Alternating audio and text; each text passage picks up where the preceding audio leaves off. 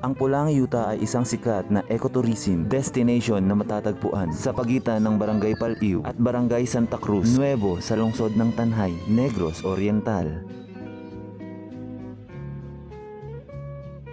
Dahil sa magandang tanawin at malamig na klima nito sa kabundukan, madalas itong tawaging New Switzerland of Negros Island.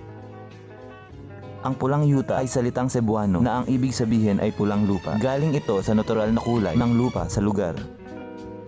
Mula sa tuktok, makikita ang malawak na tanawin ng Teñon Strait at ang mga luntiang kabundukan ng Negros.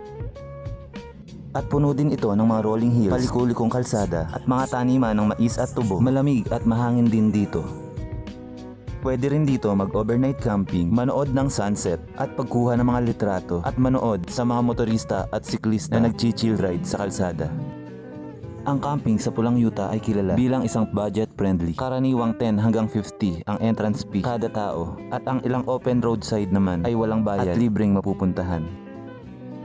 At kung may dala naman kayong sariling tent, maaari naman kayo mag-arkila ng pwesto na nagkakahalaga ng 50 hanggang 150 kada tent. At kung wala naman kayong dalang tent, pwede naman kayong mag-rent na nagkakahalaga naman ng 300 to 500.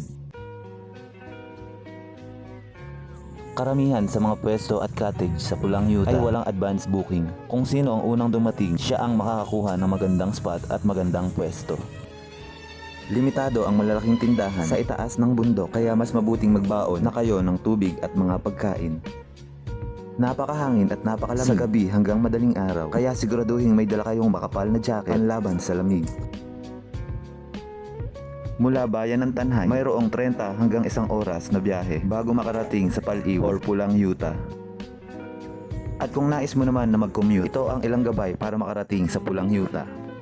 Mula sa bayan ng Tanhay, pwedeng sumakay ng tricycle or bus papuntang Bais, bumaba sa Santa Cruz Viejo. Karaniwang palatandaan ang terminal ng mga motor o malapit sa elementary school. Simula rito, mag-arkila o sumakay sa habal-habal na maghahatid sa iyo paakyat sa bulubunduking bahagi ng Barangay Paliw, kung saan makikita ang viewpoint ng Pulang Yuta. At dito mo makikita ang sikat at bagong atraksyon, panturismo at kilala bilang a planned ecotourism spot at madalas tawagin ng mga lokal na New Switzerland of Negros Island dahil na rin sa angkin nitong ganda.